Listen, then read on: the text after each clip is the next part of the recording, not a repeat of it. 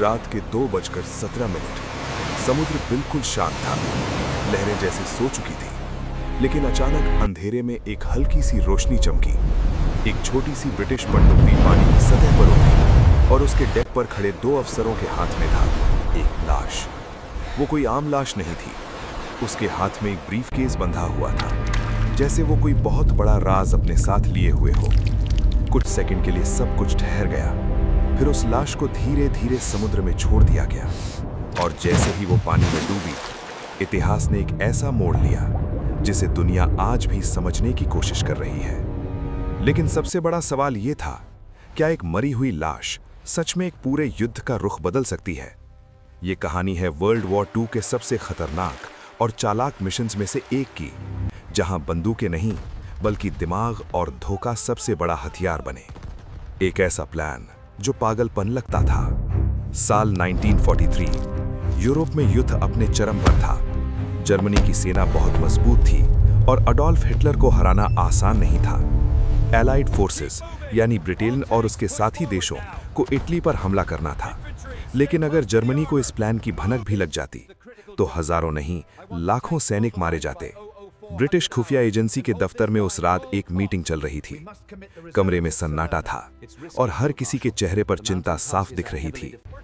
तभी एक अफसर ने धीरे से कहा, अगर हम उन्हें सच न बताएं तो क्या होगा? दूसरे अफसर ने जवाब दिया, मतलब अगर हम उन्हें झूठ पर यकीन करा दें। कमरे में बैठे सभी लोग एक दूसरे को देखने लगे। ये आइडिया जितना खतरनाक था उतना ही अजीब भी। लेकिन फिर किसी ने कहा, अगर ये काम कर गया तो हम युद्ध जीत सकते हैं। जासूसी का सबसे खतरनाक खेल, इस प्लान को नाम दिया गया ऑपरेशन मिन्समीट। अब सवाल ये था, जर्मनी को झूठ कैसे बताया जाए ताकि उन्हें लगे कि वो सच है। तभी एक और अजीब आइडिया सामने आया, अगर हम एक लाश का इस्तेमाल करें तो? कुछ पल के लिए कमरे में खामोशी छा गई, लेकिन धीरे धीरे ये पागलपन भरा आइडिया एक प्लान में बदलने लगा। एक अनजान इंसान जो इतिहास बदल गया। ब्रिटिश अधिकारियों को एक ऐसी लाश चाहिए थी जिसका कोई पहचानने वाला ना हो। उन्हें एक बेघर आदमी की लाश मिली जिसकी मौत पहले ही हो चुकी थी। अब उस लाश को एक नई पहचान दी गई।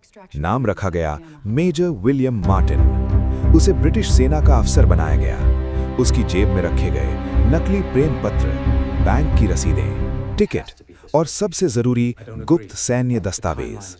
इन दस्तावेजों में लिखा था कि एलाइज ग्रीस पर हमला करने वाले हैं, जबकि असली प्लान था इटली पर हमला। हर छोटी छोटी चीज का ध्यान रखा गया, यहां तक कि उसकी जेब में एक फोटो भी रखी गई जिसमें उसकी गर्लफ्रेंड थी, ताकि अगर कोई भी ये देखे तो उसे लगे कि ये एक असली इंसान है। मौत के बाद भी एक मिशन। अब सबसे खतरनाक हिस्सा बचा था, इस लाश को इस तरह से छोड़ना कि वो जर्मनी के हाथ लग जाए। इसके लिए एक पनडुब्बी चुनी गई। रात के अंधेरे में इस लाश को स्पेन के तट के पास समुद्र में छोड़ दिया गया। क्योंकि स्पेन ऑफिशियली न्यूट्रल था, लेकिन वहां के कुछ अधिकारी जर्मनी के साथ जुड़े हुए थे। योजना बिल्कुल सटीक थी। अब बस इंतजार था, क्या जर्मनी इस झूठ को सच मानेगा? कुछ दिन बाद स्पेन के मछुआरों को एक लाश मिली। उन्होंने पुलिस को बुलाया और फिर वो लाश धीरे धीरे जर्मन खुफिया एजेंसी तक पहुंच गई। जर्मन अधिकारियों ने उस ब्रीफकेस को खोला, अंदर के दस्तावेज पढ़े और यहीं पर इतिहास ने एक बड़ा मोड़ लिया। जर्मनी ने उस झूठ को सच मान लिया। एक गलत फैसला जिसने युद्ध बदल दिया। एडोल्फ हिटलर को जब ये जानकारी मिली तो उसने तुरंत अपने सैनिकों को आदेश दिया, ग्रीस को हर हाल में बचाना है। जर्मन सेना ने अपने टैंक, अपनी ताकत, सब कुछ ग्रीस की तरफ भेज दिया। और इसी बीच एलाइड फोर्सेस ने इटली पर हमला कर दिया। जर्मनी पूरी तरह चौंक गया। उनके पास इटली को बचाने के लिए पर्याप्त सेना ही नहीं थी, एक लाश जिसने लाखों जान बचाई। ऑपरेशन मिन्समीट इतना सफल रहा कि एलाइड फोर्सेस को इटली में जीत मिल गई। और इतिहासकार मानते हैं कि इस मिशन ने युद्ध को जल्दी खत्म करने में मदद की। लेकिन इस कहानी का सबसे अजीब हिस्सा ये है, वो आदमी जिसकी लाश इस्तेमाल की गई आज भी एक कब्र में दफन है और उस पर लिखा है, a man who never existed but changed the world. लेकिन कहानी यहीं खत्म नहीं होती। जब सब कुछ सही लग रहा था तभी एक और चौंकाने वाली बात सामने आई। कुछ साल बाद कुछ दस्तावेज सामने आए जिनमें इशारा था कि जर्मनी के कुछ अधिकारियों को शक था। उन्हें लगा था कि रात के 12:43 बर्लिन के एक सुनसान गली में एक आदमी तेज कदमों से भाग रहा था। उसकी सांसें तेज थीं, चेहरा पसीने से भीगा हुआ। उसके हाथ में एक छोटा सा रेडियो ट्रांसमीटर था, जिससे वो कुछ सेकंड पहले ही एक मैसेज भेज चुका था। मैसेज छोटा था, लेकिन उसका असर भयानक हो सकता था। They are coming, Normandy is a trap. अगर ये मैसेज सही हाथों तक पहुंच जाता तो शायद वर्ल्ड वॉर 2 का नतीजा ही बदल जाता। लेकिन जैसे ही वो आदमी एक मोड़ पर पहुंचा, अचानक अंधेरे से कुछ परछाइयां निकलीं और अगले ही पल गोलियों की आवाज गूंज उठी। वो आदमी जमीन पर गिर पड़ा, लेकिन उसके चेहरे पर अजीब सी मुस्कान थी, जैसे उसने अपना काम पूरा कर लिया हो। सवाल ये है, वो कौन था और उसने किसे चेतावनी दी थी? ये कहानी है एक ऐसे जासूस की जिसने एक साथ 2 दुश्मनों के लिए काम किया और उसका एक फैसला पूरे युद्ध की दिशा बदल सकता था। एक आम इंसान या सबसे खतरनाक जासूस? स्पेन का एक साधारण आदमी, न कोई सैन्य ट्रेनिंग, न कोई खुफिया अनुभव, लेकिन उसके अंदर एक अजीब सा जुनून था।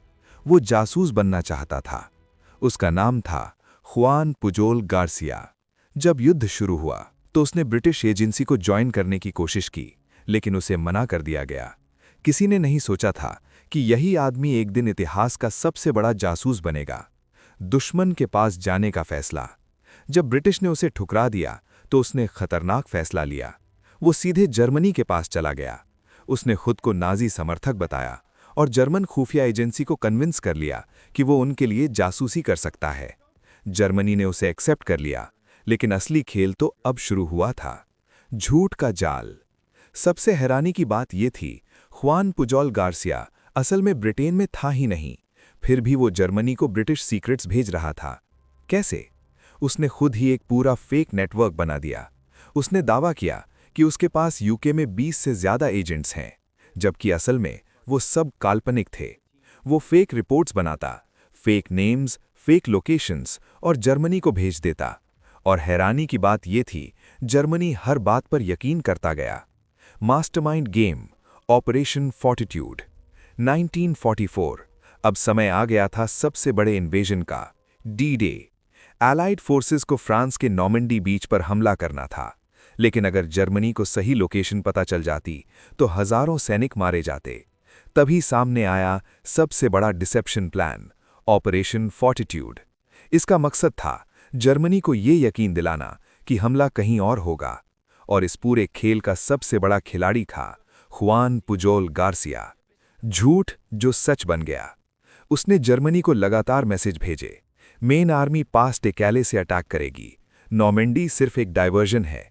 उसके मैसेज इतने बिलीवेबल थे कि जर्मनी को कोई शक ही नहीं हुआ। यहां तक कि एडोल्फ हिटलर ने खुद आदेश दिया कि मेन आर्मी कैले में तैनात रहे, और इसी वजह से नॉर्मंडी ऑलमोस्ट अनडिफेंडेड रह गया।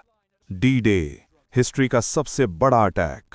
6 जून 1944, सुबह के पहले उजाले के साथ हजारों सैनिक नॉर्मंडी के तट पर उतरे। गोलीबारी, धमाके, चीखें, हर तरफ मौत का मंजर था। लेकिन एक चीज साफ थी, जर्मनी तैयार नहीं था, क्योंकि उनका ध्यान गलत जगह पर था। लेकिन सच इतना आसान नहीं था। अब तक सब कुछ प्लान के अनुसार चल रहा था, लेकिन तभी एक ट्विस्ट आया। डी डे के बाद जुआन पुजोल गार्सिया ने जर्मनी को एक और मैसेज भेजा, नॉर्मंडी अटैक असली नहीं है, मेन अटैक अभी आना बाकी है। ये सुनकर जर्मनी ने अपनी मेन आर्मी को कैले में ही रोके रखा, और इसी वजह से एलाइड फोर्सेस को फ्रांस में मजबूत पकड़ मिल गई। एक ही इंसान, दोनों तरफ से हीरो। सबसे हैरानी की बात यह है, जर्मनी ने उसे मेडल दिया और ब्रिटेन ने भी। एक ही इंसान दोनों दुश्मनों के लिए हीरो बन गया। लेकिन वो रात। अब वापस चलते हैं उस रात पर जब वो आदमी भाग रहा था। क्या वो जुआन पुजोल गार्सिया था या कोई और? असल में उस रात जो मैसेज भेजा गया था वो एक आखिरी वार्निंग थी। कुछ हिस्टोरियंस मानते हैं कि अगर वो मैसेज सही समय पर डिकोड हो जाता तो जर्मनी नॉर्मंडी पर अटैक रोक सकता था, लेकिन वो मैसेज कभी सही लोगों तक पहुंचा ही नहीं। क्या ये सब एक कोइंसिडेंस था, या फिर किसी ने जानबूझकर उस मैसेज को रोक दिया?